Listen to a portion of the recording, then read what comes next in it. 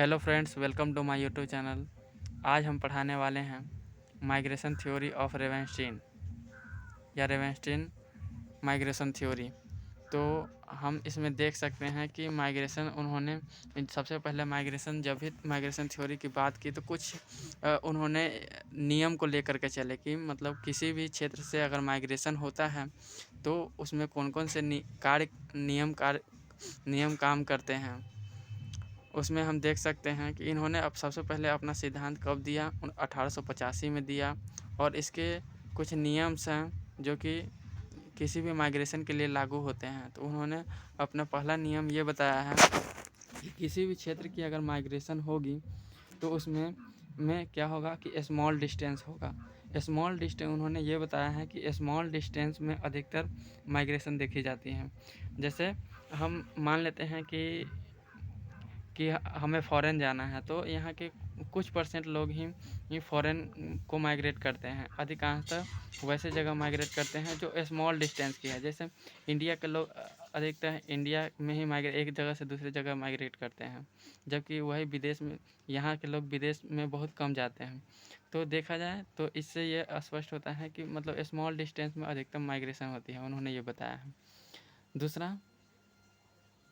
दूसरा उन्होंने बताया कि जो माइग्रेशन होता है वो स्टेप टू स्टेप होता है, मतलब एक चरण से दूसरे चरण, एक कदम तो कदम होता है। ठीक है, तो दूसरा उन्होंने ये नियम बताया है। अगला देखें तो उन्होंने ये बताया है कि प्रत्येक प्रवास की मुख्य धारा क्षतिपूर्ति और प्रतिधारा उत्पन्न करती है। कि मतलब कोई भी अगर माइग्रेशन होता है तो वो एक प्रतिधारा उत्पन्न करती है। जैसे मान लेते हैं कि प्रतिधारा का मतलब ये होता है कि लगातार लगातार अगर मान लेते हैं कि जैसे किसी क्षेत्र में एक लोग माइग्रेट किए तो वहाँ कोई मान लेते हैं कि कोई दुविधा उत्पन्न हो गई, कोई पुश फैक्टर या पुल फैक्टर काम कर रहा है जिसके कारण वहाँ के सब लोग धीरे धीरे माइग्रेट होने लगे, चाहे वो रोज़गार के पर्पज़ से हो या वहाँ की कल्चर व्यवस्था ठीक ना हो। तो ये एक प्रतिधारा उत्पन्न हो जाती है जिसके कारण माइग्रेशन उस पर लागू होने लगता है। तो इसे हम कहते हैं कि एक प्रतिधारा उत्पन्न हो जाती है। जब भी कोई माइग्रेशन होता है तो उसमें एक प्रतिधारा उत्पन्न हो जाती है। तो ये देख सकते हैं आप। अगला है कि ज़्यादातर उन्होंने बताया है कि प्रवास जो होता है ज़्यादातर स्त्रियों को प्रभावित करता है। कि मतलब ज़्यादातर देखा जाए तो स्त्रियां ज़्यादा प्रवास करती हैं, उन्होंने ये बताया है।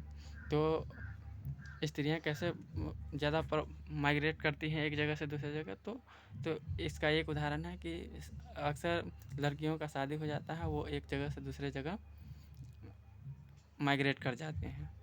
तो उन्होंने ये भी बताया है कि अधिकांशतः स्त्रियां अधिक प्रभावी होती हैं माइग्रेशन से। अगला उन्होंने बताया है कि तकनीकी विकास भी माइग्रेशन को प्रभावित करती हैं। जैसे मान लेते हैं कि किसी क्षेत्र में अच्छा टेक्नोलॉजी आ गया, अच्छा मतलब तकनीक का विकास होने लगता है, तो वहाँ लोग अक्सर रोज़गार के लिए जाते हैं कि वहाँ पे कुछ रोज़गार मिल जाएगा, क्योंकि वहाँ पे अच्छे अच्छे तकनीक है। जैसे क्या है कि कहीं इंडस्ट्रियल डेवलपमेंट हो जाना, क्या उद्योग स्थापित हो जाना, अच्छे अच्छे फैसिलिटी, ये सारी चीज़ें हैं जो लोगों को माइग्रेशन करने के लिए प्रभावित करती हैं। तो उन्होंने ये बताया है। अगला हम देखें तो माइग्रेशन को प्रभावित करने वाले कुछ नियम हैं जो कि माइग्रेशन को, तो अगला ये है कि ग्रामीण लोग अधिकांशतः प्रभावित करते हैं, मतलब माइग्रेट करते हैं।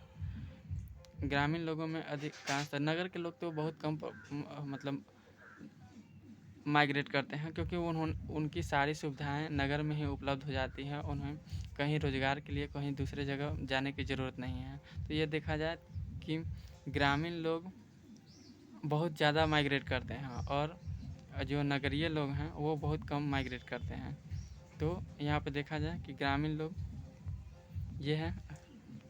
अगला हम देखें तो अगला पॉइंट ये है और लास्ट पॉइंट है कि प्रवास की मात्रा निर्धारित करने वाले घटकों में आर्थिक उद्देश्यों की प्राथमिकता होती है।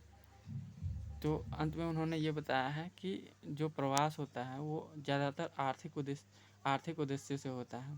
कि मान लेते हैं उसकी किसी भी व्यक्ति की आर्थिक स्थिति ठीक नहीं रहती है, तो वो अपने आर्थिक स्थिति को सही करने के लिए उसकी प्राथमिकता देते हुए एक जगह से दूसरी जगह माइग्रेट करते हैं, और जिससे उसकी अर्निंग अधिक से अधिक हो सके, वो अपने जीवन को सस्टेन कर सके। थैंक यू, धन्यवाद।